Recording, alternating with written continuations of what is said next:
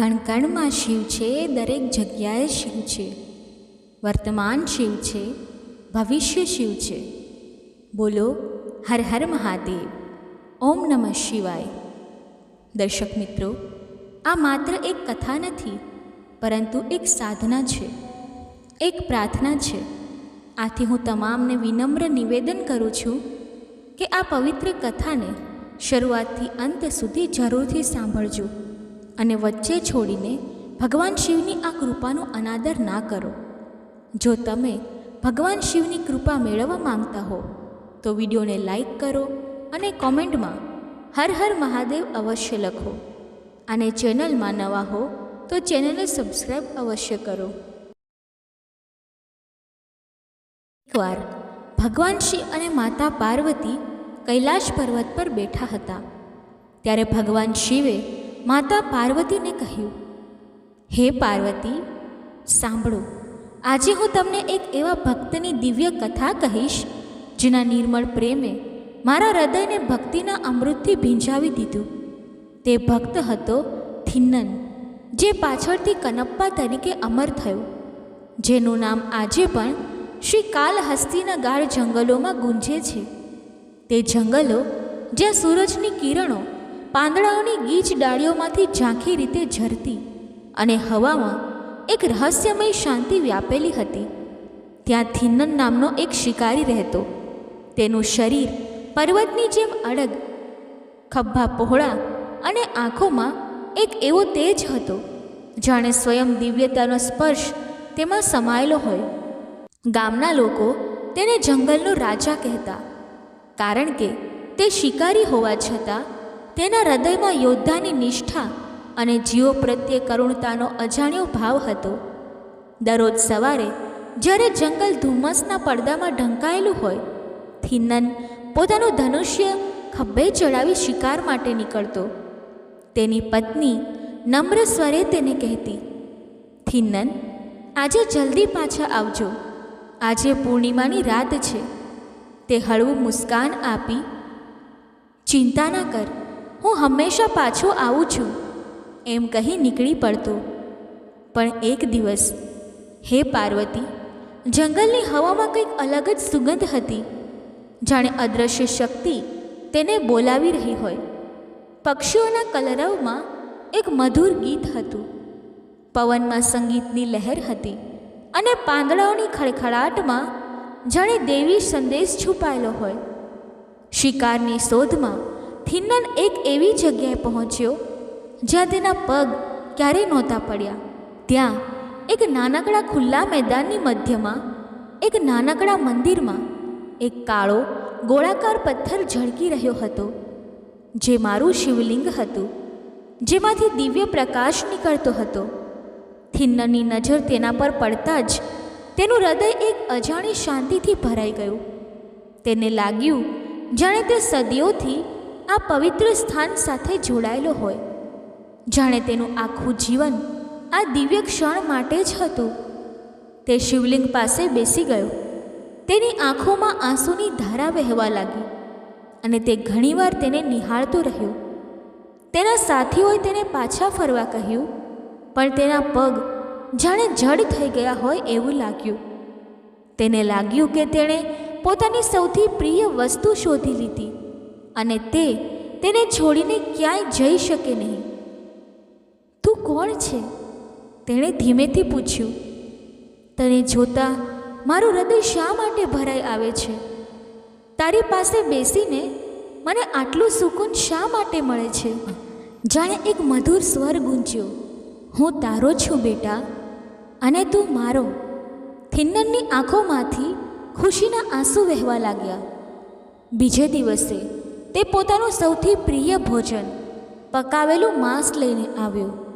તેણે તે માંસ ચબાવીને ખાતરી કરી કે તે સ્વાદિષ્ટ છે કે નહીં, મારા અર્પણ માટે યોગ્ય છે કે નહીં. તેની પાસે પાણીનું પાત્ર ન હતું અને હાથમાં માંસ હતું. તેથી તેણે નદીમાંથી મોંમાં ઠંડુ પાણી ભર્યું અને શિવલિંગ પર અભિષેક કર્યો. જંગલના રંગબેરંગી ફૂલો જે તેણે પ્રેમથી ચૂંટ્યા તે શિવલિંગને ચડાવ્યા. આ લે મારા દેવ, તે બોલ્યો, આ જંગલના સૌથી સુંદર ફૂલો, આ મારું શ્રેષ્ઠ ભોજન, બધું તારા માટે. તેના માટે આ પૂજા એ તેના હૃદયનો સૌથી શુદ્ધ ભાવ હતો, કારણ કે તે પોતાની સૌથી પ્રિય વસ્તુ અર્પણ કરી રહ્યો હતો. તેની આંખોમાં ભક્તિનો પ્રકાશ ઝળકતો હતો અને તેનું હૃદય પ્રેમથી ભરાઈ ગયું. ભગવાન શિવે આગળ કહ્યું, હે પાર્વતી, એક દિવસની વાત છે. ભટ્ટાચાર્ય નામનો એક શાસ્ત્રીય પૂજારી, જે રોજ શાસ્ત્રોની વિધિ પ્રમાણે મારી પૂજા કરતા, તે આ જોઈને ક્રોધે ભરાયા. સવારે જ્યારે તેઓ શિવલિંગ પાસે આવ્યા, ત્યાં માંસના ટુકડા, જંગલી ફૂલો અને પાણીની બૂંદો જોઈને તેમની આંખો ગુસ્સાથી લાલ થઈ ગઈ. આ કેવું પાપ! તેઓ ગરજ્યા, કોણે આ અપવિત્રતા કરી? શિવજી પર માંસ ચડાવવાની હિંમત કોની? તેમણે શિવલિંગને ગંગાજળથી ધોઈ શાસ્ત્રોની વિધિ પ્રમાણે પૂજા કરી અને મને પ્રાર્થના કરી, હે પ્રભુ, આ કોણ કરે છે? તમે શા માટે આ સહન કરો છો? આ ચક્ર દિવસો સુધી ચાલ્યું. થિન્નન પોતાની નિષ્કપટ ભક્તિથી પૂજા કરતો અને ભટ્ટાચાર્ય તેને સાફ કરી શાસ્ત્રીય પૂજા કરતા. થિન્નનનો પ્રેમ એટલો શુદ્ધ હતો કે તે શાસ્ત્રોના બંધનોથી ઉપર હતો, પણ ભટ્ટાચાર્યનું મન શાસ્ત્રોના નિયમોમાં અટવાયેલું હતું. તેમના હૃદયમાં થિન્નન પ્રત્યે ઘૃણા હતી અને તેઓ સમજી શકતા નહોતા કે આવી ભક્તિ મને કેવી રીતે પ્રિય હોઈ શકે. હે પાર્વતી, આ થિન્નનની ભક્તિનો પ્રથમ રંગ હતો, જેનો પ્રેમ એટલો દિવ્ય હતો કે તે જંગલની ગીચતામાં પણ ચમકતો હતો. ભગવાન શિવે આગળ કહ્યું, હે પાર્વતી, થિન્નનની ભક્તિની દિવ્ય કથા આગળ વધે છે, જેના પ્રેમની ઊંડાઈએ શાસ્ત્રોના બંધનોમાં અટવાયેલા હૃદયોને પણ હલાવી દીધા. થિન્નન દરરોજ સવારે જ્યારે જંગલ નિંદ્રામાંથી જાગતું હતું અને પક્ષીઓના કલરવથી હવા ગૂંજતી હતી, ત્યારે તે પોતાના હૃદયમાં અપાર પ્રેમ લઈ શિવલિંગ પાસે પહોંચતો. તેના હાથમાં હતું તાજું માંસ, જેને તેણે પોતે ચાખીને શ્રેષ્ઠ ગણ્યું હતું, કારણ કે તે મારા માટે ફક્ત શ્રેષ્ઠ જ અર્પણ કરવા માંગતો હતો. તેની પાસે પાણીનું પાત્ર ન હતું, તેથી તે નદીના ઠંડા શુદ્ધ જળને મોંમાં ભરી લાવતો અને શિવલિંગ પર અભિષેક કરતો, જાણે તે પોતાના હૃદયનું અમૃત મને અર્પણ કરતો હોય. જંગલના રંગબેરંગી ફૂલો જે તેણે પ્રેમથી એકઠા કર્યા હતા, તે શિવલિંગ પર ચડાવતો અને દરેક ફૂલ સાથે તે બોલતો, આ તારા માટે મારા દેવ, આ જંગલની સૌથી સુંદર ભેટ. તેની આંખોમાં આનંદના આંસુ ઝળકતા અને તેનું હૃદય ભક્તિના દિવ્ય રસથી ભરાઈ જતું. તેને લાગતું કે આ દુનિયાનું સૌથી પવિત્ર કાર્ય તે કરી રહ્યો છે, કારણ કે તે પોતાનું સર્વસ્વ, તેનો પ્રેમ, તેની નિષ્ઠા મને અર્પણ કરતો. પણ હે પાર્વતી, ભટ્ટાચાર્ય, શાસ્ત્રોના પંડિત અને મારી શાસ્ત્રીય પૂજાના રક્ષક આ જોઈને ક્રોધે ભરાતા. દરરોજ સવારે જ્યારે તેઓ શિવલિંગ પાસે આવતા, ત્યાં માંસના ટુકડા, જંગલી ફૂલો અને પાણીની બૂંદો જોઈને તેમનું મન ગુસ્સાથી ભરાઈ જતું. આ કેવી અપવિત્રતા! તેઓ ગરજતા, કોણે આવી હિંમત કરી કે શિવલિંગ પર માંસ ચડાવ્યું? આ તો મહાપાપ છે. તેઓ ઝડપથી ગંગાજળ લાવતા, શિવલિંગને ધોતા અને શાસ્ત્રોની વિધિ પ્રમાણે પૂજા કરતા, જાણે થિન્નનની ભક્તિ તેમના માટે અપમાન હોય. તેઓ મને પ્રાર્થના કરતા, હે પ્રભુ, તમે બ્રહ્માંડના સ્વામી છો, તો આ અપવિત્ર કૃત્ય શા માટે સહન કરો છો? આ કોણ છે જે તમારી પવિત્રતાને દૂષિત કરે છે? આ ચક્ર દિવસો સુધી ચાલ્યું. થિન્નન પોતાની નિષ્કપટ ભક્તિથી પૂજા કરતો અને ભટ્ટાચાર્ય તેને સાફ કરીને શાસ્ત્રીય વિધિ પૂર્ણ કરતા. ભટ્ટાચાર્યનું મન શાસ્ત્રોના નિયમોમાં બંધાયેલું હતું અને તેમને થિન્નનની ભક્તિ અજ્ઞાન અને અપવિત્ર લાગતી. તેમના હૃદયમાં થિન્નન પ્રત્યે ઘૃણા ઉભરાતી અને તેઓ વિચારતા કે આવો શિકારી કેવી રીતે મારા પ્રભુનો ભક્ત હોઈ શકે. એક રાત હે પાર્વતી, જ્યારે ભટ્ટાચાર્યનું મન સંશયથી ભરાઈ ગયું ત્યારે મેં તેમના સ્વપ્નમાં પ્રગટ થઈને કહ્યું, બેટા, તું શા માટે ચિંતા કરે છે? જેને તું અપવિત્ર કહે છે તે મારો સૌથી પ્રિય ભક્ત છે. તેની ભક્તિમાં કોઈ દેખાડો નથી, ફક્ત નિર્મળ પ્રેમ છે જે શાસ્ત્રોના બંધનોથી ઉપર છે. કાલે સવારે ઝાડ પાછળ છુપાઈને જો તે કેવી રીતે મારી પૂજા કરે છે અને તેના હૃદયની શુદ્ધતા સમજ. બીજે દિવસે ભટ્ટાચાર્ય સૂરજ ઉગે તે પહેલાં એક ઝાડની આડમાં છુપાયા. તેમની આંખો થિન્નનની રાહ જોતી હતી. થિન્નન આવ્યો. તેના હાથમાં તાજું માંસ, ચહેરા પર દિવ્ય પ્રેમની ઝલક. તેણે શિવલિંગને સાદ કરી, હે મારા પ્રભુ, તમારા વિના મારો દિવસ શરૂ જ નથી થતો. તેણે પોતાના જૂતાથી આસપાસની ગંદકી હટાવી, મોંમાં નદીનું પાણી ભરીને શિવલિંગ પર અભિષેક કર્યો અને ફૂલો ચડાવ્યા. દરેક ફૂલ સાથે બોલતો, આ તારા માટે, આ પણ તારા માટે. ભટ્ટાચાર્ય આ દ્રશ્ય જોઈને સ્તબ્ધ થઈ ગયા. તેમનું મન થિન્નનની આ ભક્તિ જોઈને ડગમગ્યું.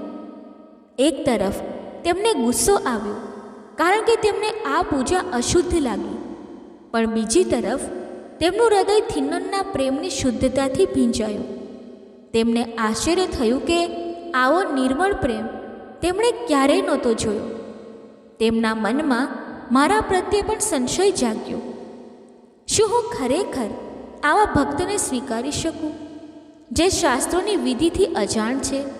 ત્યારે હે પાર્વતી, મેં નક્કી કર્યું કે થિન્નનની ભક્તિની પરીક્ષા લેવી જોઈએ, જેથી તેના પ્રેમની ગહનતા સમગ્ર જગત સામે પ્રગટ થાય. મેં શિવલિંગની ડાબી આંખમાંથી રક્ત વહેવડાવ્યું. થિન્નન તે જોઈને ગભરાઈ ગયો. તેનું હૃદય ચીસ પાડી ઉઠ્યું. હે મારા દેવ, તમને શું થયું? શું તમને રોગ થયો છે? તેણે ઝડપથી જંગલમાંથી જડીબુટ્ટીઓ લાવી તેનો લેપ બનાવી શિવલિંગ પર લગાવ્યો, પણ રક્ત ન રોકાયું. તે હતાશ થઈને રડવા લાગ્યો. તેના આંસુ શિવલિંગ પર ટપક્યા અને તે મારી સામે ગીડગીડાવા લાગ્યો, હે પ્રભુ, મારા દેવને બચાવો. પછી તેના મનમાં એક દિવ્ય વિચાર આવ્યો, જો એક આંખ બીમાર હોય તો બીજી આંખથી તેને ઠીક કરી શકાય. આમ વિચારી તરત જ તેણે પોતાનું તીર ઉપાડ્યું અને કોઈ ખચકાટ વિના પોતાની ડાબી આંખ કાઢી નાખી. રક્ત વહેતું રહ્યું. દર્દ તેને તડપાવતું હતું, પણ તેણે તે આંખ શિવલિંગની ડાબી આંખ પર મૂકી દીધી. હે પાર્વતી, તેના ચહેરા પર દર્દની રેખાઓ હતી, પણ તેની બાકીની આંખમાં ફક્ત પ્રેમનો પ્રકાશ ઝળકતો હતો. જ્યારે શિવલિંગની આંખમાંથી રક્ત વહેવાનું બંધ થયું, થિન્નન આનંદથી ઝૂમી ઉઠ્યો, જાણે તેને સમગ્ર વિશ્વનો ખજાનો મળી ગયો હોય. પણ તેની ખુશી ક્ષણિક હતી, કારણ કે તરત જ શિવલિંગની જમણી આંખમાંથી રક્ત વહેવા લાગ્યું. થિન્નનનું હૃદય ચિંતાથી ભરાઈ ગયું, પણ તેનો નિશ્ચય એક પળ માટે પણ ડગમગ્યો નહીં. તેની પાસે હવે એક જ આંખ બચી હતી અને તે જાણતો હતો કે તેને કાઢવાથી તે અંધ થઈ જશે. પણ તેના હૃદયમાં ફક્ત મારી ચિંતા હતી, મારો પ્રેમ હતો. તેણે વિચાર્યું, જો હું મારી બીજી આંખ કાઢીશ તો શિવલિંગના આંખની યોગ્ય જગ્યા કેવી રીતે શોધીશ? આથી તેણે પોતાનો પગ ઉપાડીને શિવલિંગની જમણી આંખ પર ચિહ્ન કર્યું, જેથી અંધ થયા પછી તે બરાબર જગ્યાએ આંખ મૂકી શકે. ઝાડ પાછળ છુપેલા ભટ્ટાચાર્ય આ જોઈને સ્તબ્ધ થઈ ગયા. તેમને લાગ્યું કે થિન્નન શિવલિંગ પર પગ મૂકીને મહાપાપ કરી રહ્યો છે. પણ હે પાર્વતી, હું જાણતો હતો કે આ અપમાન નહોતું, પણ પ્રેમનું અપૂર્વ સમર્પણ હતું, જે શાસ્ત્રોની સીમાઓથી પર હતું. થિન્નનનું શરીર દર્દથી તડપતું હતું. રક્ત તેના ચહેરા પર વહેતું હતું, પણ તેની આંખમાં ફક્ત ભક્તિનો દિવ્ય પ્રકાશ ઝળકતો હતો. જેવો તે પોતાનું તીર ઉપાડી બીજી આંખ કાઢવા જતો હતો, ત્યાં જ મેં પ્રગટ થઈને તેને રોક્યો. રોકાઈ જા થિન્નન, તારો પ્રેમ અદ્વિતીય છે. તે મને તારું સર્વસ્વ આપી દીધું. મેં તેને મારા હૃદય સાથે લગાવી લીધો અને તેની બંને આંખો પાછી આપી દીધી, જેમાં હવે દિવ્ય તેજ ઝળકતો હતો, જાણે સ્વયં બ્રહ્માંડનો પ્રકાશ તેમાં સમાયેલો હોય. આજથી તું કનપ્પા તરીકે ઓળખાશે. કનપ્પા એટલે આંખો આપનાર, મેં કહ્યું, અને જંગલમાં એક દિવ્ય પ્રકાશ ફેલાયો. થિન્નન રડવા લાગ્યો. હે પ્રભુ, હું તો અજ્ઞાની શિકારી. મેં માંસ ચડાવ્યું, મોંથી પાણી છાંટ્યું. શું આ બધું ખોટું નથી? મેં મુસ્કુરાઈને કહ્યું, બેટા, પ્રેમમાં કંઈ ખોટું નથી. તે મને તારું હૃદય આપ્યું, તેનાથી વધુ પવિત્ર શું હોઈ શકે? ભટ્ટાચાર્ય, જે આ દૈવી દ્રશ્યના સાક્ષી બન્યા, થિન્નનના પગે પડ્યા અને નમ્રતાથી બોલ્યા, મેં તમને ખોટો સમજ્યો. તમારા પ્રેમની શુદ્ધતા જોઈને હું આશ્ચર્યચકિત થઈ ગયો. કન્નપ્પાએ તેમને હળવેથી ઊભા કર્યા. તમે શાસ્ત્રોની રીતે પૂજા કરી. હું તો અભણ હતો, પણ પ્રભુએ અમને બંનેને સ્વીકાર્યા. મેં બંનેને કહ્યું, શાસ્ત્ર અને પ્રેમ બંનેનું મહત્ત્વ છે, પણ પ્રેમની સામે શાસ્ત્ર પણ ઝૂકે છે, કારણ કે પ્રેમ એ મારું સાચું સ્વરૂપ છે. આ દિવ્ય ક્ષણ પછી કનપ્પા બદલાઈ ગયો. તે હવે શિકારી ન રહ્યો, પણ જંગલના જીવોનો રક્ષક બન્યો. તેની પત્નીને ચિંતા હતી કે ઘર કેવી રીતે ચાલશે, પણ મારી કૃપાથી તેમના ઘરમાં ક્યારેય અભાવ ન આવ્યો. કનપ્પા ગામથી ગામ ફરતો, લોકોને ભક્તિનો સાચો માર્ગ શીખવતો. ભગવાનને પામવા મંદિરો કે મંત્રોની જરૂર નથી, ફક્ત નિષ્કપટ હૃદય જોઈએ. તેની કથા દૂર દૂર સુધી ફેલાઈ અને શ્રી કાલહસ્તીમાં તેનું મંદિર બન્યું, જ્યાં હજારો ભક્તો પ્રેમની શીખ લેવા આવતા. વર્ષો વીત્યા. કનપ્પાના વાળ સફેદ થયા, પણ તેની આંખોમાં એ જ ભક્તિનો પ્રકાશ ઝળકતો હતો. એક દિવસ શિવલિંગ પાસે બેઠેલો તે બોલ્યો, પ્રભુ, મારો સમય પૂરો થયો, પણ હું નથી ડરતો, કારણ કે તમારો પ્રેમ મારી સાથે છે. મેં કહ્યું, કનપ્પા, તું હંમેશા મારી સાથે છે. તેની અંતિમ શ્વાસ સાથે જંગલ દિવ્ય પ્રકાશથી ભરાઈ ગયું. આકાશમાંથી ફૂલોનો વરસાદ થયો અને તે મારા ચરણોમાં લીન થઈ ગયો. તેની કથા આજે પણ જીવંત છે. હે પાર્વતી, કારણ કે જ્યાં પ્રેમ છે ત્યાં કનપ્પાની ભક્તિ અમર રહેશે, જગતને દિવ્ય માર્ગ બતાવતી રહેશે. બોલો હર હર મહાદેવ. ઓમ નમઃ શિવાય. હવે આપણે ભગવાન શિવ અને માતા પાર્વતીની બીજી અદ્ભુત કથા સાંભળીએ, જે તમારું મન ભક્તિથી ભરી દેશે. પ્રાચીન કાળની વાત છે, જ્યારે હિમાલયની ગોદમાં શાંત અને નિર્મળ વાતાવરણમાં માતા પાર્વતી ભગવાન ભોલેનાથને પતિ રૂપે પ્રાપ્ત કરવા માટે કઠોર તપસ્યામાં લીન હતા. તેમનું હૃદય શિવના પ્રેમથી ભરેલું હતું અને તેમની આંખોમાં એક જ સપનું હતું, ભોલેનાથની સાથે દિવ્ય સંગાથનું. દિવસ રાત ઋતુઓના બદલાતા ચક્રો વચ્ચે પાર્વતીજીએ પોતાની તપસ્યા ચાલુ રાખી. ઠંડી હવાઓ તેમના શરીરને સ્પર્શતી, પણ તેમનું મન અડગ હતું. વરસાદના ટીપાં તેમના શરીર પર પડતા, પણ તેમની આંખોમાં શિવનું નામ જ ઝળકતું. આખરે તેમની આ અથાગ તપસ્યા જોઈને દેવલોકના દેવતાઓનું હૃદય પીગળી ગયું. તેઓ ભગવાન શિવ પાસે પહોંચ્યા અને વિનંતી કરવા લાગ્યા, હે મહાદેવ, પાર્વતીની ભક્તિ અને તપસ્યા અજોડ છે. તેમની મનોકામના પૂર્ણ કરો અને તેમને પોતાની પત્ની રૂપે સ્વીકારો. ભગવાન શિવ, જેમનું હૃદય ભક્તોની પ્રાર્થનાથી હંમેશા દ્રવી ઉઠે છે. તેમણે દેવતાઓની વાત સાંભળી, પણ તેમના મનમાં એક દિવ્ય લીલા રચવાનો વિચાર આવ્યો. તેમણે નક્કી કર્યું કે પાર્વતીની ભક્તિ અને તેમના હૃદયની શુદ્ધતાની પરીક્ષા લેવી જોઈએ. ભગવાન શિવે સપ્ત ઋષિઓને પોતાની લીલાનો ભાગ બનાવ્યો. તેમણે ઋષિઓને પાર્વતી પાસે મોકલ્યા, જેથી તેઓ પાર્વતીના નિશ્ચયને ચકાસે. ઋષિઓ શિવની આજ્ઞા માની હિમાલયની તે નિર્જન સ્થળે પહોંચ્યા, જ્યાં પાર્વતી તપસ્યામાં લીન હતા. તેમની આજુબાજુ પ્રકૃતિ પણ શાંત થઈને તેમની ભક્તિનું સન્માન કરતી હોય તેવું લાગતું હતું. ઋષિઓએ પાર્વતી સામે શિવના અનેક દોષો ગણાવવાના શરૂ કર્યા. તેઓએ કહ્યું, હે પાર્વતી, ભગવાન શિવ તો સ્મશાનમાં રહે છે. તેમનું શરીર ભસ્મથી ઢંકાયેલું હોય છે અને તેમની આજુબાજુ ભૂત પ્રેતો રહે છે. તેમની સાથે લગ્ન કરવાનું તું કેમ વિચારે છે?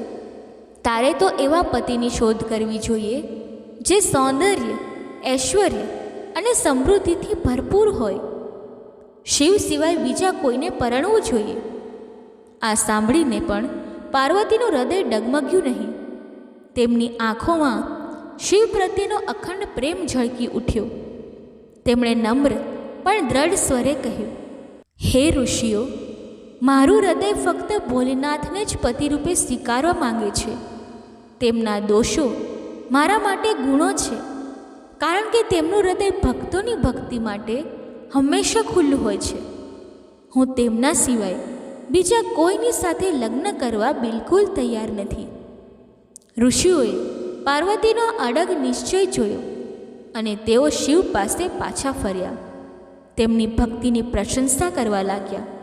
ભગવાન શિવ, જે હંમેશા પોતાના ભક્તોના હૃદયની ઊંડાઈને ચકાસે છે, તેમણે હવે પોતે જ પાર્વતીની પરીક્ષા લેવાનું નક્કી કર્યું. તેમના મનમાં એક દિવ્ય લીલા રચાઈ. એક દિવસ જ્યાં પાર્વતી તપસ્યામાં લીન હતા, ત્યાં ભગવાન શિવ પ્રગટ થયા. તેમનો દિવ્ય પ્રકાશ આખા વનને ઝળહળી ઉઠ્યો અને પાર્વતીનું હૃદય આનંદથી ભરાઈ ગયું. શિવે તેમને વરદાન આપ્યું, હે પાર્વતી, તારી તપસ્યાથી હું પ્રસન્ન છું. તારી મનોકામના પૂર્ણ થશે. એટલું કહીને શિવ અંતર ધ્યાન થઈ ગયા. પાર્વતીનું હૃદય આનંદથી નાચી ઉઠ્યું, પણ તેમની પરીક્ષાનો અંત હજી બાકી હતો. પાર્વતી જ્યાં તપસ્યા કરતા હતા તેની નજીક એક સુંદર નદી વહેતી હતી, જેનું પાણી કાચની જેમ ચોખ્ખું હતું. એક દિવસ એક નાનો બાળક તે નદીમાં સ્નાન કરી રહ્યો હતો. તેનો ચહેરો નિર્દોષતાથી ભરેલો હતો અને તેની આંખોમાં બાળ સહજ ઉત્સાહ ઝળકતો હતો. અચાનક નદીના ઊંડાણમાંથી એક ભયંકર મગર બહાર આવ્યો અને તેણે બાળકને પોતાના જડબામાં પકડી લીધો. બાળકની ચીસો આકાશને ચીરીને આવી. હે માં, મને બચાવો! તેનો ભયભીત અવાજ પાર્વતીના કાને પડ્યો અને તેમનું હૃદય દ્રવી ઉઠ્યું. તેઓ તપસ્યા છોડી ઝડપથી નદીના કિનારે પહોંચ્યા. તેમણે જોયું કે મગર બાળકને નદીના ઊંડાણમાં ખેંચી રહ્યો હતો. બાળકે પાર્વતીને જોઈને ફરી બૂમ પાડી, હે માં, મારે કોઈ માતા પિતા નથી કે મારા કોઈ મિત્રો નથી. હે માં, મારું રક્ષણ કરો. પાર્વતીનું હૃદય આ નિર્દોષ બાળકની વેદનાથી ભરાઈ ગયું. તેમણે મગરને કહ્યું, હે મગર, તું આ નિર્દોષ બાળકને છોડી દે, તેનો જીવ ના લે. મગરે શાંત પણ દ્રઢ સ્વરે જવાબ આપ્યો, હે દેવી, દિવસના ઉત્તરાર્ધમાં મને જે પણ પ્રાણી મળે છે તેને મારો ખોરાક બનાવવાનો મારો નિયમ છે. બ્રહ્માજીએ મને આ નિયમ આપ્યો છે. આ બાળક આજે મારા ભોજનના સમયે નદીમાં સ્નાન કરવા આવ્યો છે. કદાચ ભગવાન પણ ઈચ્છે છે કે હું આ બાળકને મારું ભોજન બનાવું.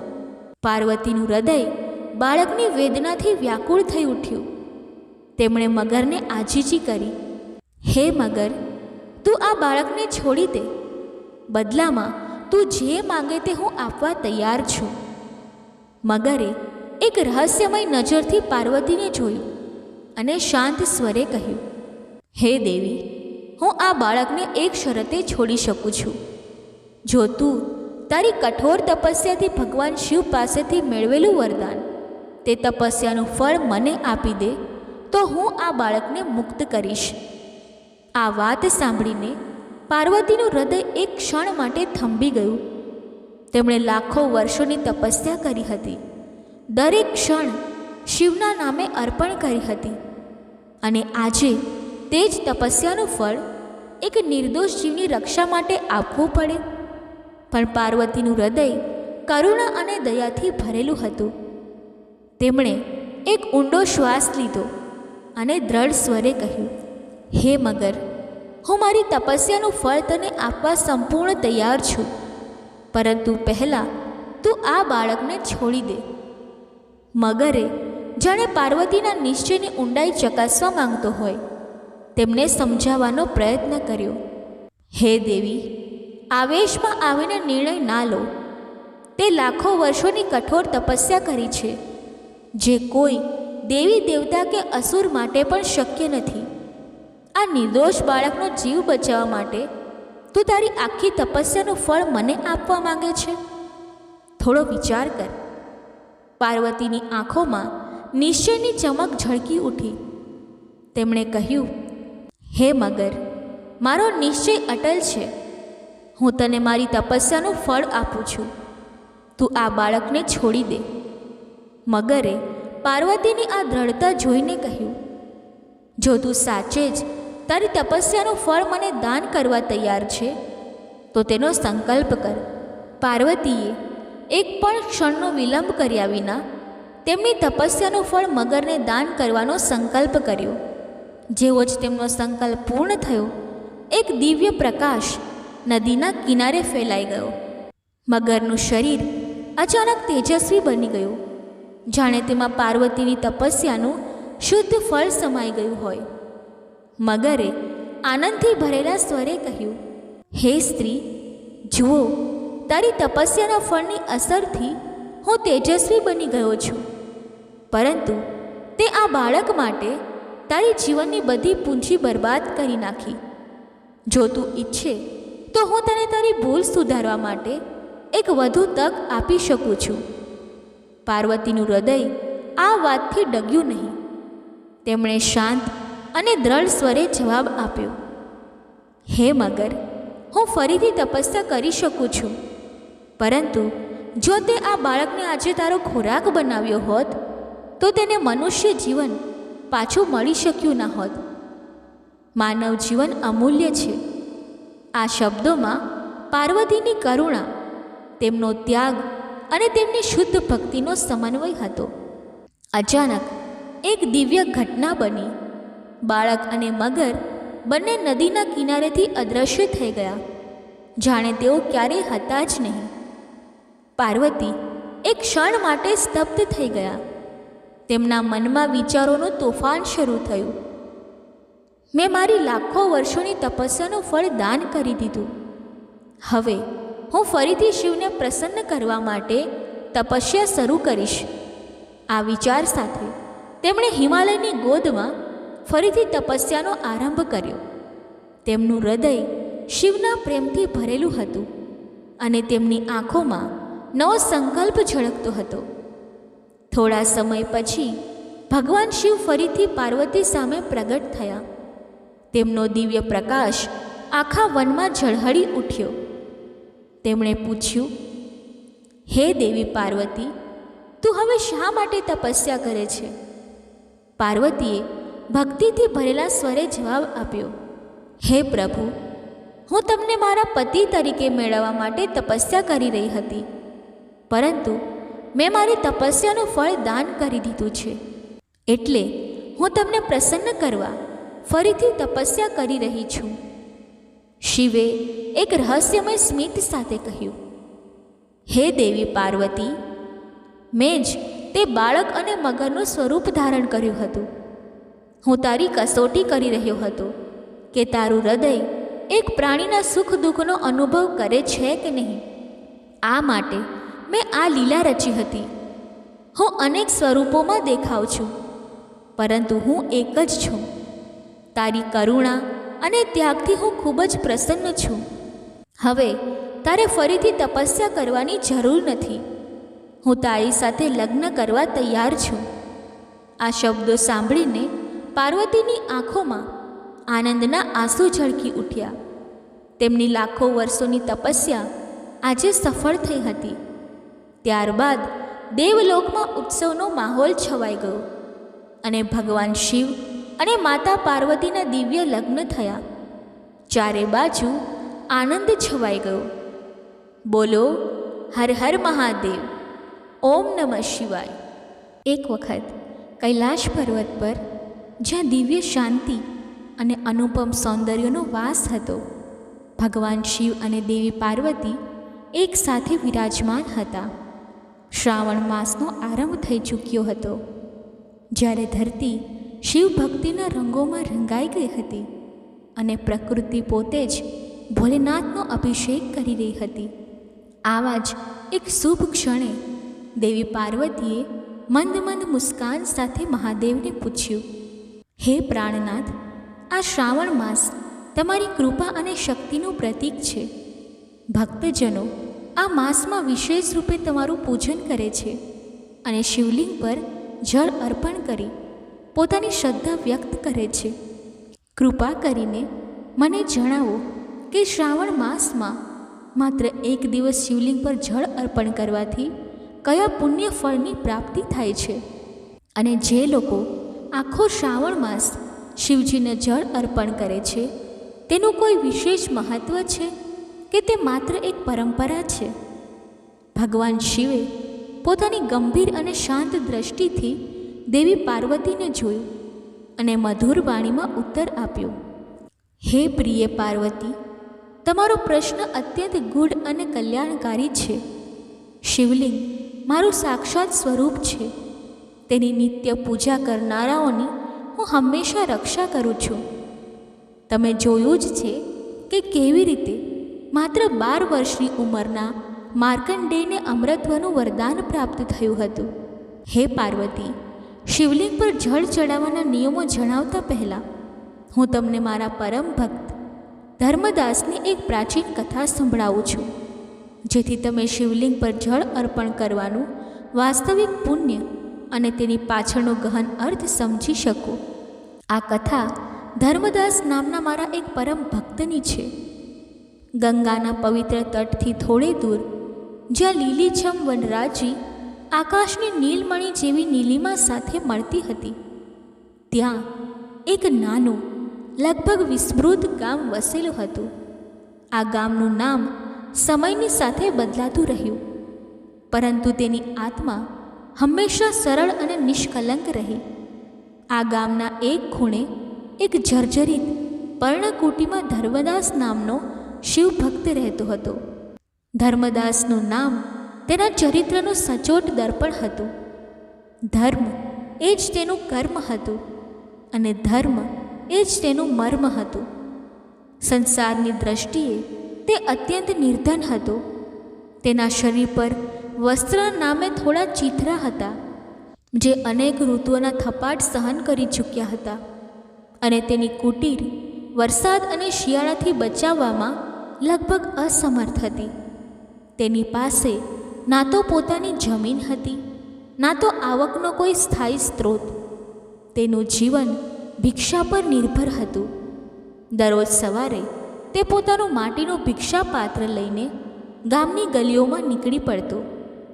ગામ લોકો તેને જે કંઈ આપે, એકાદ સૂકી રોટલી, મુઠ્ઠીભર ચોખા કે થોડું શાક, તે બધું તે કૃતજ્ઞતાપૂર્વક સ્વીકારી લેતો.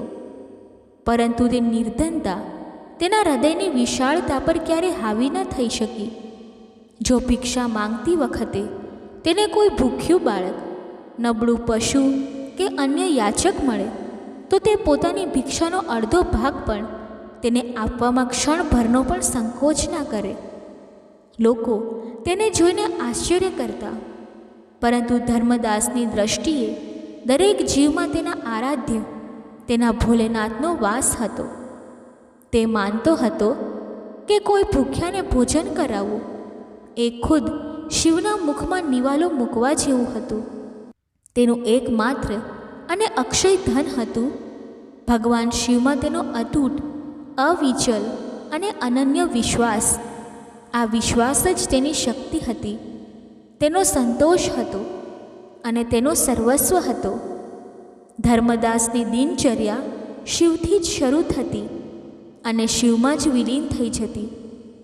રાત્રિના અંતિમ પ્રહરમાં જ્યારે આકાશમાં તારાઓ પોતાની અંતિમ ચમક બિખેરતા હોય તે જાગી જતો. બ્રહ્મ મુહૂર્તની તે પવિત્ર વેળાએ તે ગામની બહાર વહેતી ગંગાની શીતળ ધારામાં ડૂબકી લગાવતો. ગંગાનો સ્પર્શ તેને ફક્ત શારીરિક શુદ્ધિ જ નહીં પરંતુ આત્મિક ઉર્જા પણ પ્રદાન કરતો. સ્નાન બાદ ભીના વસ્ત્રોમાં જ ખાલી પેટે તે લાંબી યાત્રા પર નીકળી પડતો. ગામથી લગભગ 2 કોસ દૂર ગાઢવનની વચ્ચે એક પ્રાચીન શિવ મંદિર આવેલું હતું જે હવે લગભગ ખંડેર બની ચૂક્યું હતું. આ યાત્રા સરળ નહોતી. પથરાળ માર્ગ, કાંટાળી ઝાડીઓ અને જંગલી પશુઓનો ભય, આ બધું તેના માર્ગની અડચણો હતી. પરંતુ ધર્મદાસ માટે આ એક તીર્થયાત્રા હતી. તેના દરેક પગલે ઓમ નમઃ શિવાયનો જાપ તેના હોઠ પર થનગનતો રહેતો. વનના પક્ષીઓનો કલરવ તેને શિવગણોનું સંગીત લાગતું અને વૃક્ષોમાંથી છનીને આવતી સૂર્યની કિરણો તેને પોતાના પ્રભુનો આશીર્વાદ લાગતી. તેની ભક્તિએ માર્ગના શ્રમને આનંદમાં અને એકાંતને પ્રભુના સાનિધ્યમાં બદલી દીધું હતું. તે ક્યારેય થાકતો નહીં, કારણ કે તેનું ગંતવ્ય માત્ર એક મંદિર ન હતું પરંતુ તેના પ્રાણોનું કેન્દ્ર હતું, તેના અસ્તિત્વનો આધાર હતો. આ પ્રાચીન શિવાલય જ્યાં ધર્મદાસ દરરોજ પહોંચતો પોતે ઇતિહાસનો એક મૌન સાક્ષી હતો. કિંવદંતીઓ અનુસાર આ મંદિરને સદીઓ પહેલાં કોઈ ચક્રવર્તી સમ્રાટે પોતાના વિજય અભિયાનની સફળતાની ખુશીમાં બંધાવ્યું હતું. તેના વિશાળ પથ્થરના ખંડો પર કરેલી નક્કાશી એ યુગના શિલ્પકારોની અદ્ભુત કળાનો પુરાવો હતો. પરંતુ હવે સમયના જાડા પડદાઓએ તે સૌંદર્યને ઢાંકી દીધું હતું. દિવાલો પર કાયની લીલી ચાદર ચડી ગઈ હતી અને લતાઓએ તેને પોતાની બાહોમાં જકડી લીધી હતી. મંદિરનું શિખર તૂટી ગયું હતું અને તેનું પ્રાંગણ જંગલી ઘાસ અને ઝાડીઓથી ભરાઈ ગયું હતું. ક્યારેક આ મંદિરમાં ઘંટનાદ ગુંજતો, વૈદિક મંત્રોનું ઉચ્ચારણ થતું અને યજ્ઞનો પવિત્ર ધુમાડો ઉઠતો. પરંતુ હવે ત્યાં ફક્ત નીરવતાનું સામ્રાજ્ય હતું. મંદિરના અંતિમ પૂજારીનું નિધન દાયકાઓ પહેલાં થઈ ચૂક્યું હતું અને તેમના પછી કોઈએ એ જવાબદારી સંભાળી નહોતી. ગામના લોકો પોતાના જીવનના સંઘર્ષોમાં એટલા ફસાયેલા હતા કે તેમની પાસે આ દૂરના જર્જરિત મંદિર માટે ના તો સમય હતો ના સાધનો. ધીમે ધીમે આ મંદિર લોકોની સ્મૃતિમાંથી ભૂલાઈ ગયું અને ફક્ત ધર્મદાસ જેવા કોઈ વિરલા માટે જ આસ્થાનું કેન્દ્ર રહ્યું. ધર્મદાસ માટે આ મંદિર કોઈ ખંડેર ન હતું પરંતુ તેના જીવતા જાગૃત ઈશ્વરનું નિવાસ સ્થાન હતું. જેવો તે મંદિરની સીમામાં પ્રવેશતો તે બાહ્ય દુનિયાને ભૂલી જતો. તેનું પ્રથમ કાર્ય મંદિરના પરિસરની સ્વચ્છતા હતું.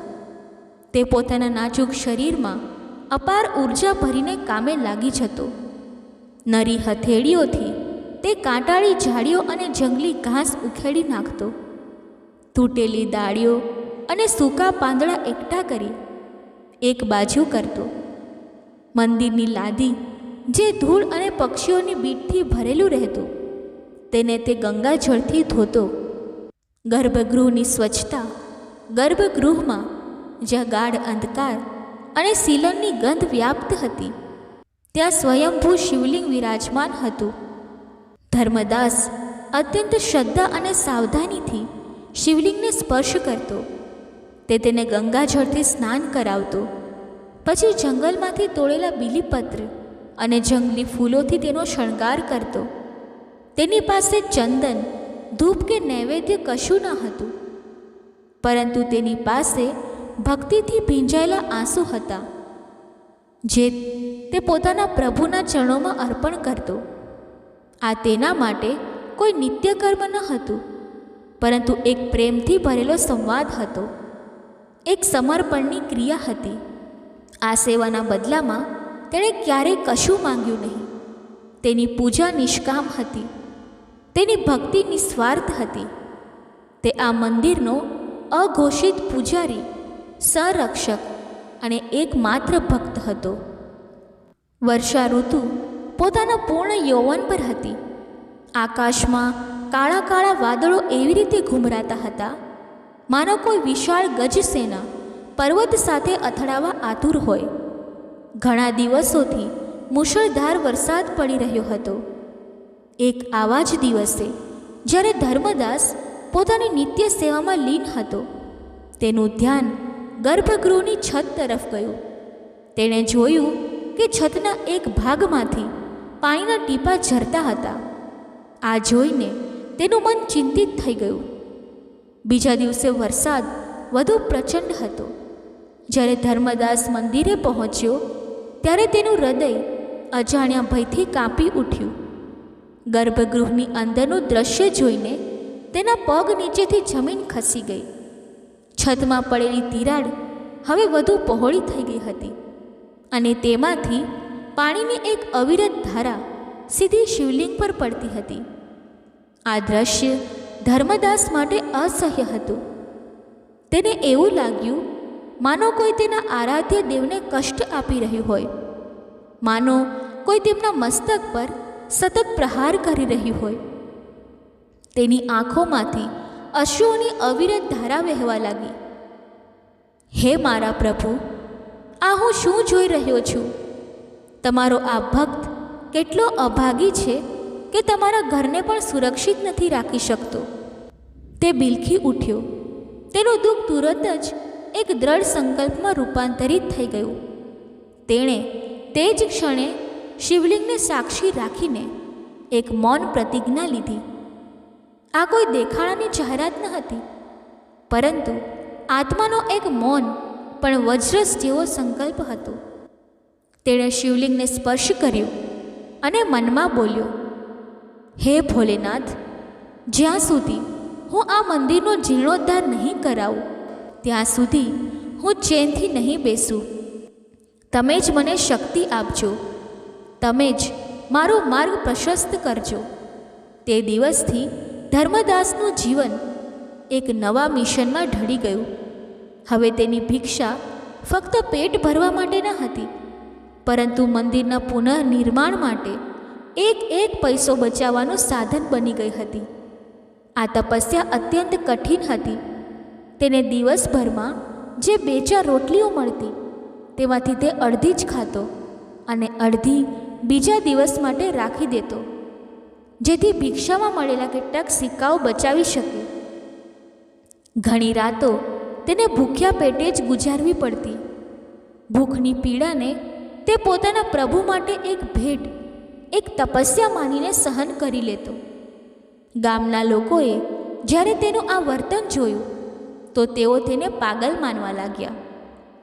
જુઓ, પાગલ ધર્મદાસને ખુદના ખાવાના લાલા પડે છે અને ચાલ્યો છે મંદિર બનાવવા. તેઓ તેની હાંસી ઉડાવતા, પરંતુ ધર્મદાસ પર આ વાતોની કોઈ અસર ન થતી. તેનું ધ્યાન પોતાના લક્ષ્ય પર કેન્દ્રિત હતું. તેણે એક નાની કાપડની પોટલી બનાવી લીધી, જેમાં તે ભિક્ષામાં મળેલા સિક્કાઓ સંગ્રહી રાખતો. મહિનાઓ અને પછી વર્ષો વીતી ગયા. તેની પોટલીનું વજન ધીમે ધીમે વધતું હતું. તે જાણતો હતો કે આ ધીમી ગતિએ તે કદાચ પોતાના જીવનકાળમાં મંદિરની એક દિવાલ પણ ના બનાવી શકે, પરંતુ તેની આસ્થા હિમાલયની જેમ અડગ હતી. દરરોજ શિવલિંગ પર જળ અર્પણ કરતી વખતે તે એક જ પ્રાર્થના કરતો, પ્રભુ, સાધન હું નથી જાણતો, સાધ્ય તમે છો.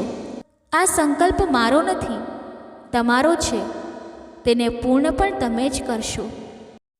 ભગવાન ભોલેનાથે પાર્વતીને કહ્યું, હે ઉમા, ભક્તિનો માર્ગ ક્યારે સરળ નથી હોતો. તેમાં પગલે પગલે પરીક્ષાઓ હોય છે, અને આવી જ એક કઠિન પરીક્ષા ધર્મદાસની રાહ જોઈ રહી હતી.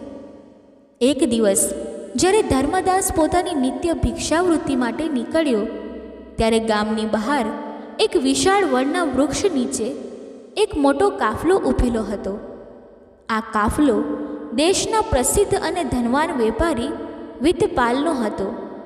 વિત્તપાલ પોતાના વેપારમાં અત્યંત સફળ હતો, પરંતુ સફળતાએ તેને અભિમાની અને કઠોર હૃદયનો બનાવી દીધો હતો.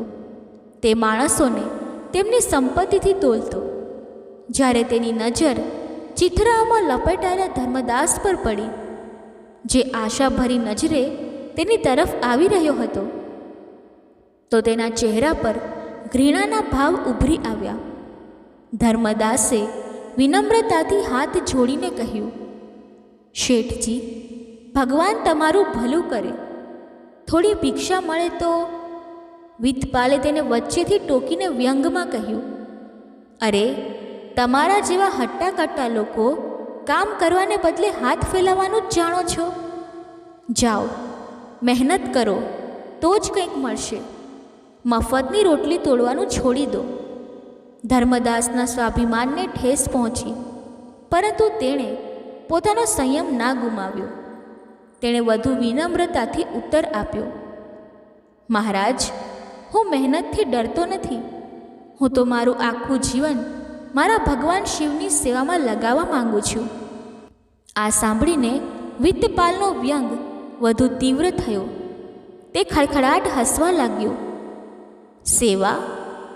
તું શું સેવા કરીશ? જેની પાસે ખુદના શરીર પર ઢંગના કપડાં નથી, તે સેવા કરશે. જા, પહેલાં પોતાની સેવા કર.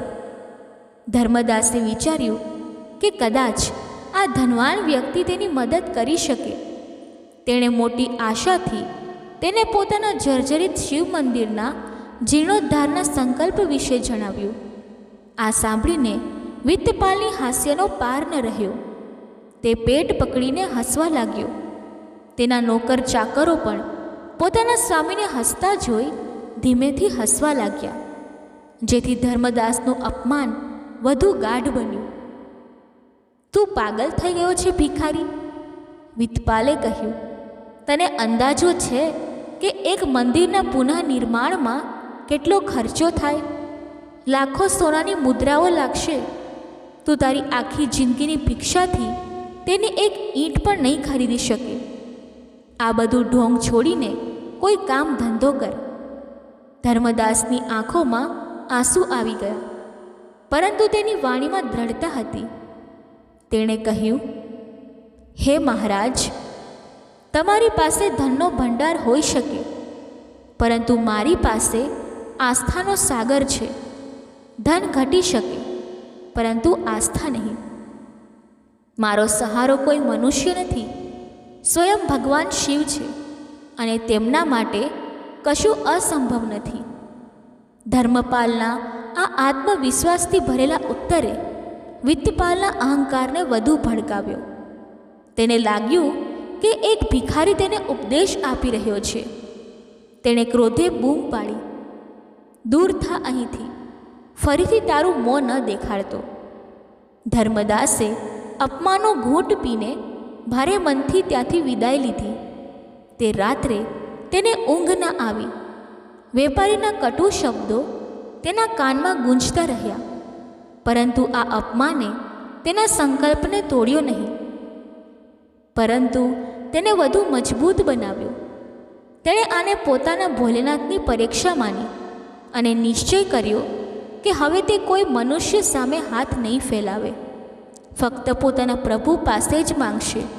બીજા દિવસે જ્યારે ધર્મદાસ મંદિરે પહોંચ્યો તો તેનું હૃદય સંપૂર્ણપણે તૂટી ગયું. પાછલી રાતના મુશળધાર વરસાદે તિરાડને એક મોટા છિદ્રમાં બદલી દીધી.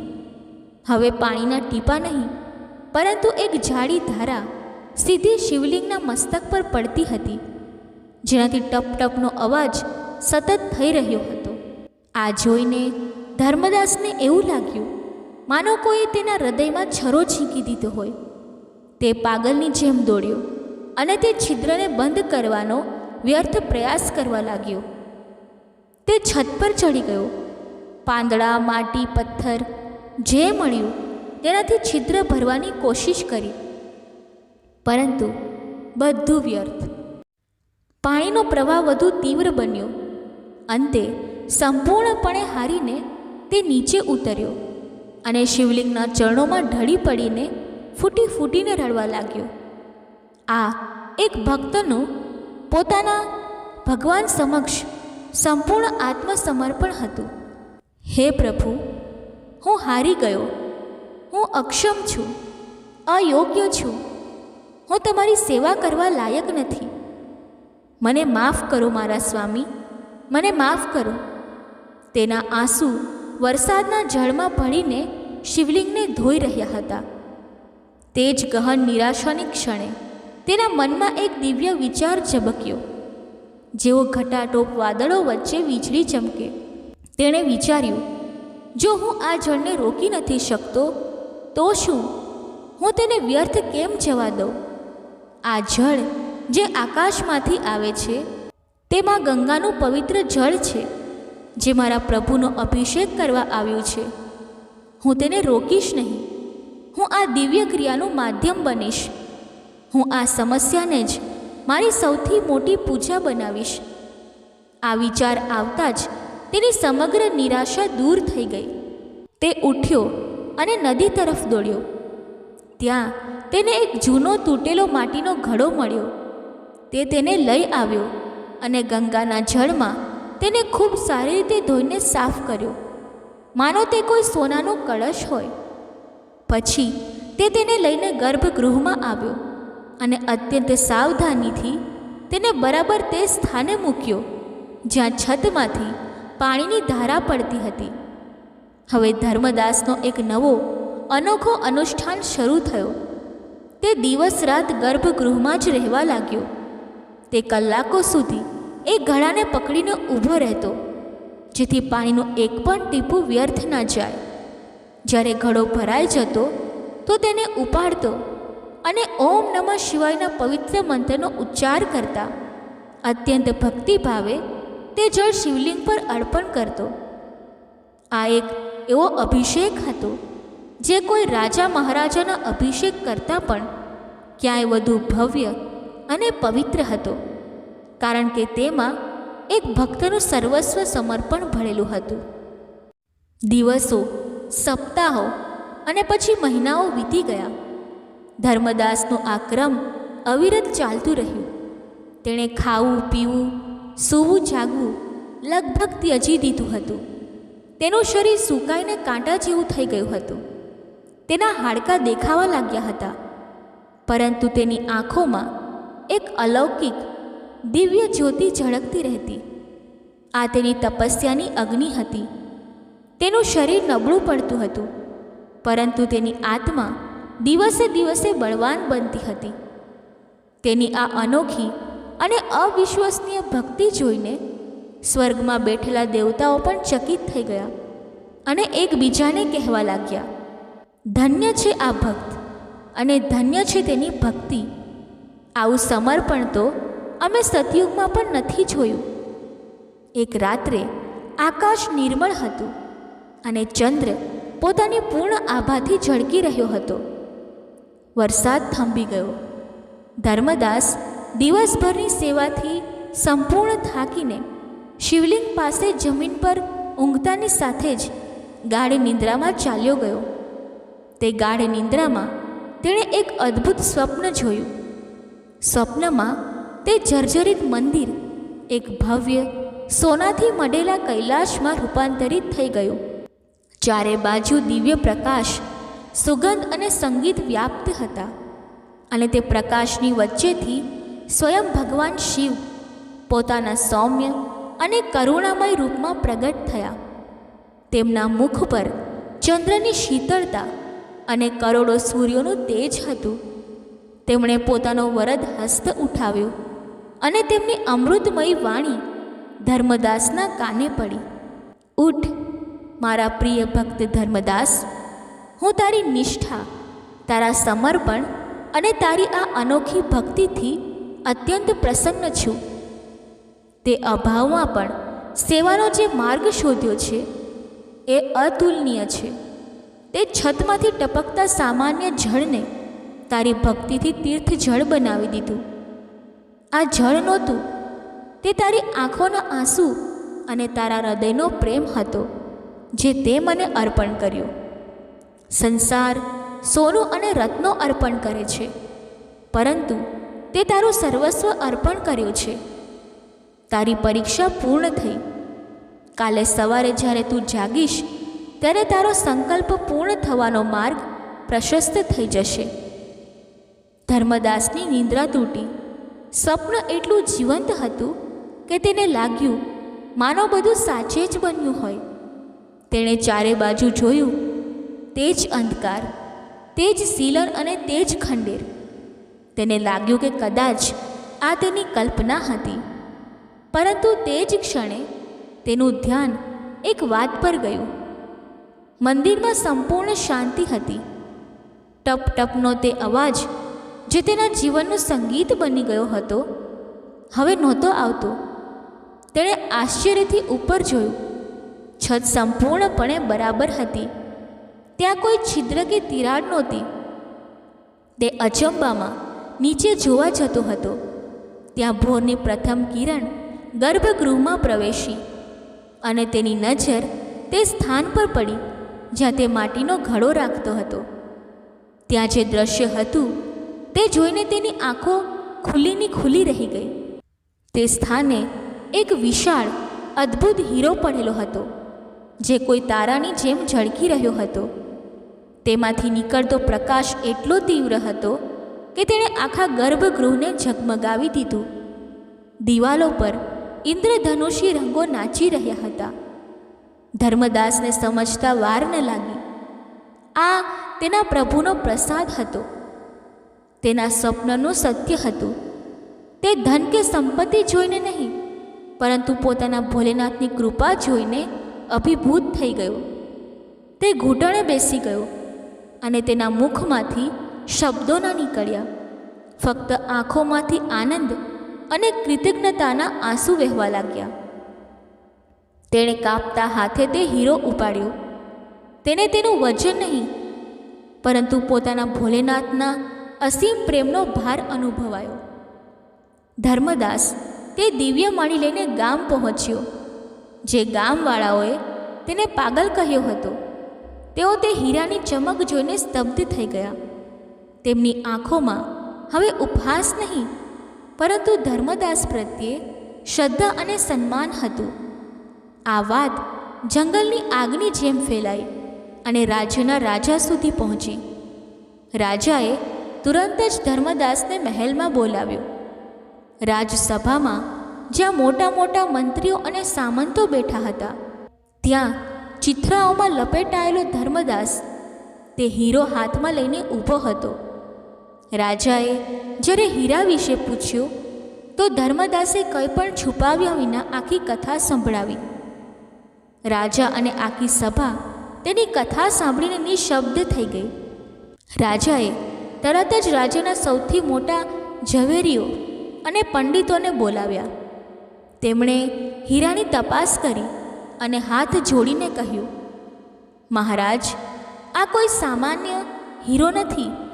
આ એક દિવ્ય શિવમણી છે જે ફક્ત પરમ અને નિસ્વાર્થ ભક્તિથી જ પ્રગટ થઈ શકે છે. રાજાને પોતાની ભૂલનો અહેસાસ થયો. તેને લજ્જા આવી કે તેના રાજ્યમાં આવેલી એક પ્રાચીન ધરોહરની આ દુર્દશા હતી અને તે તેનાથી અજાણ હતો. તેણે સિંહાસન પરથી ઉતરીને ધર્મદાસ પાસે માફી માંગી અને કહ્યું, હે દેવપુરુષ, તમે આ હીરાના સાચા હકદાર છો. તમે જે ઈચ્છો તે માંગી શકો છો. ધર્મદાસે વિનમ્રતાથી માથું નમાવીને કહ્યું, મહારાજ, આ હીરો મારો નથી, આ મારા શિવજીનો છે. મારી એકમાત્ર ઈચ્છા છે કે આના મૂલ્યથી જે જર્જરિત મંદિરનો જીર્ણોદ્ધાર થાય. રાજા ધર્મદાસની મહાનતા જોઈને વધુ પ્રભાવિત થયા. તેણે તેને ગળે લગાવ્યો અને જાહેરાત કરી, મંદિરનો જીર્ણોદ્ધાર હવે રાજ્યના ખર્ચે થશે અને આ હીરો મંદિરના ગર્ભગૃહમાં શિવલિંગની ઉપર સ્થાપિત કરવામાં આવશે, જેથી તેની ચમક યુગો યુગો સુધી ધર્મદાસની ભક્તિની કથા કહે. થોડા જ મહિનાઓમાં રાજાના સાધનોથી તે ખંડેર એક ભવ્ય અને વિશાળ મંદિરમાં રૂપાંતરિત થઈ ગયું. દૂર દૂરથી લોકો તે ભવ્ય શિવ મંદિરના દર્શન કરવા આવવા લાગ્યા. પરંતુ ધર્મદાસ ત્યાં જ રહ્યો. તે ભવ્ય મંદિરમાં પણ એક સામાન્ય સેવકની જેમ સેવા કરતો રહ્યો. તેણે ના તો કોઈ પદ લીધું, ના કોઈ સન્માન. તેની એકમાત્ર ઈચ્છા પોતાના પ્રભુની સેવા હતી, જે તે પોતાના જીવનની અંતિમ ક્ષણ સુધી કરતો રહ્યો.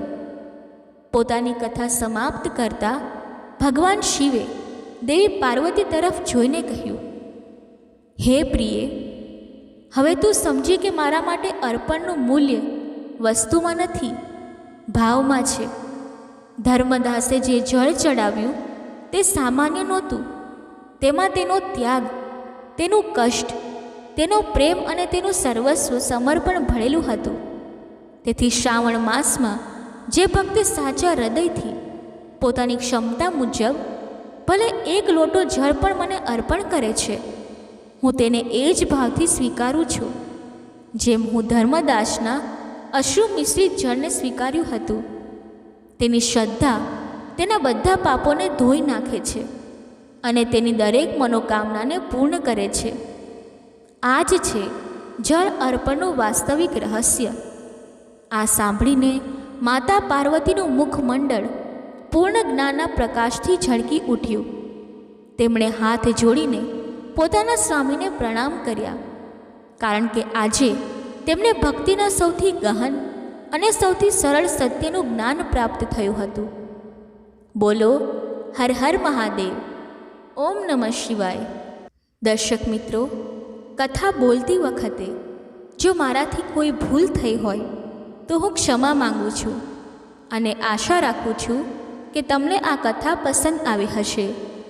જો આ કથા તમને પસંદ આવી હોય તો વિડીયોને લાઈક કરી ચેનલને સબસ્ક્રાઈબ અવશ્ય કરી લેજો અને કોમેન્ટ બોક્સમાં હર હર મહાદેવ, જય મા પાર્વતી અવશ્ય લખજો. ધન્યવાદ. જય શ્રી કૃષ્ણ. રાધે રાધે.